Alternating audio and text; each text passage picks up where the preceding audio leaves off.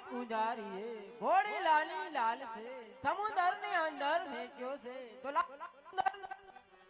સોનાની દ્વારકા રચું પાદરની પનહારી ગોકલું અને મારા ભક્ત રાજને મારા સુધી પહોંચવા સાચો માર્ગ બતાવું. હે આજે જમનો હાથ ડાલી વાલાએ